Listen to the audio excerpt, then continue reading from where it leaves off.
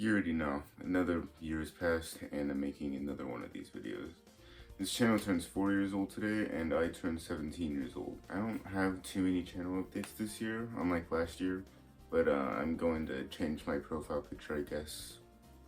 The background is just going to be that Mario Party 8 background that I've been using on my streams. But yeah, the logo is not changing, the banner is not changing, and I still upload super inconsistently, but I have been streaming. Anyway, for my birthday, I'm getting the new Zelda game, but it's not out yet.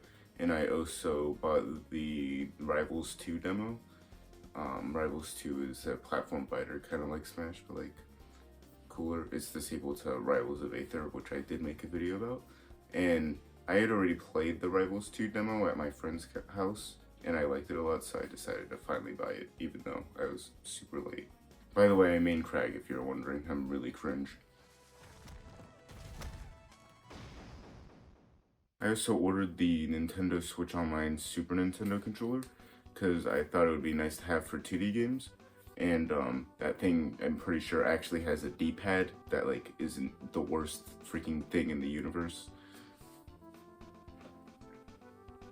This is a good controller, it's just the D-pad really sucks. I did also order a case for the Pro controller because I bring it to school for esports and I don't like just shoving it in my backpack. My friend Caden also got me Ori in the Blind Forest and Ori Will of the Wisps. I haven't tried them yet. The screen's not on. Yeah, so Caden like literally just gave me like $50 and told me to use the money to get the games. So there's Ori and the Blind Forest, and there's Will of the Wisps. There you go. And now this next part is going to be bonus, because I wanted to talk about these, but I didn't really want to make them full videos, because I didn't think they would make good full videos. So the first thing is I fixed my Nintendo Switch in April. The fan stopped working on it at some point, and I didn't notice it until April of 2022, and that was when this happened. I don't think I'll get sub 115, but it's okay. No! No! No! No! No! No! No! No! That was the first time that the Switch ever overheated, so it was very unexpected. After that, I told my mom about it, and she gave me a small external fan to put behind the Switch whenever I play it, and I would just turn it on and it would cool. It's actually still there. I showed this in a couple videos, but it's that I don't use it anymore because I fixed the Switch. That's the point of this part of the video. Ow. I also started to notice weird noises that the Switch would make whenever I played on it.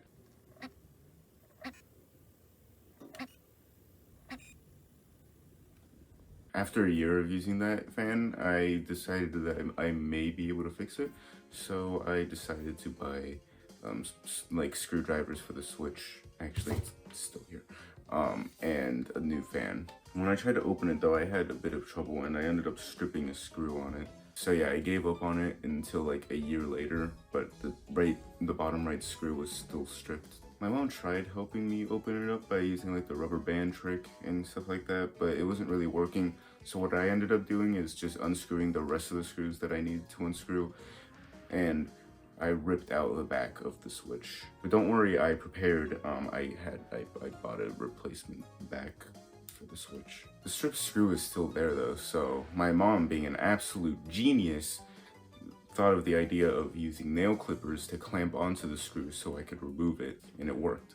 I expected the fan to be dustier since it was broken, but looking at it, it didn't seem to be damaged at all. I put the new fan in the Switch and screwed it in. I then replaced the thermal paste and put back the heatsink. I had to go do something after that, so I just put the back plate on the Switch without screwing it in and came back a few hours later.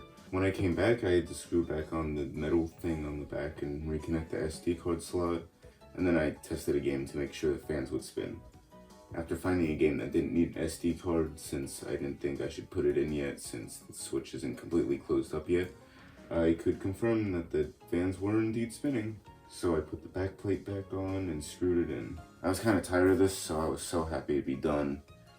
I'm basically finished fixing this thing.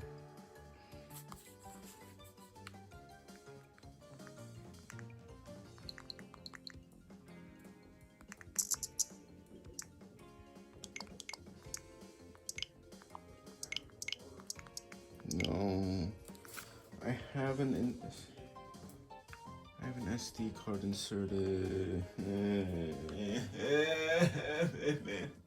Yeah, the SD card slot wasn't doing anything, and man, I just really wanted to throw something, man. I was so sick of having to deal with screws, and it was 9 p.m. on a school night, so I just had to go to bed. So yeah, I told my mom about it and went to bed, not really certain enough if I would be able to open the switch back up again. I mean, we could have probably just went to a repair shop to open it if we couldn't, but that would be really cringe. 2 days later, I asked my mom to help me open the switch again. She tried unscrewing the screws and yeah, it didn't work. She was able to open it and the method involved a knife. It took her about an hour, and when she gave it back, I couldn't be more grateful. And then I didn't record this, but I basically just tried to keep like inserting the SD card slot that I thought that I already freaking inserted. And when it ended up working, then now the switch is officially fixed.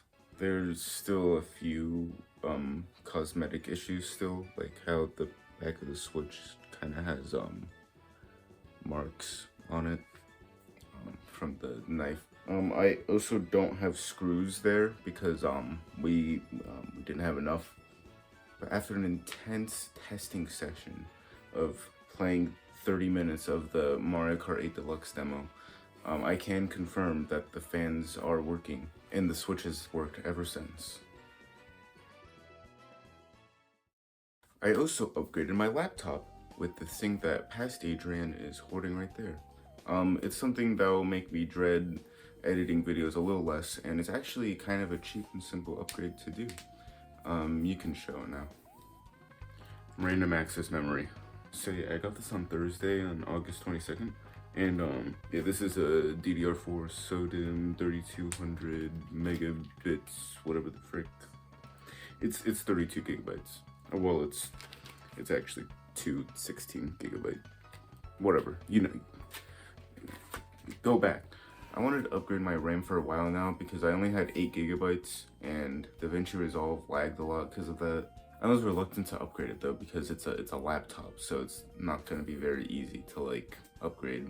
But I ended up forcing myself to do it by making it part of my capstone project for my cybersecurity class. I researched and had the RAM delivered the next day on Thursday after school, but I decided to upgrade it on Monday because I didn't want to try to upgrade it on Friday and then something goes wrong and then I won't be able to use it for the weekend. So I went to school on Monday with my laptop and my RAM and screwdrivers, and my cybersecurity teacher helped me open the computer up, and here's the picture of the laptop open. Yes, he had to use those tools to open the thing.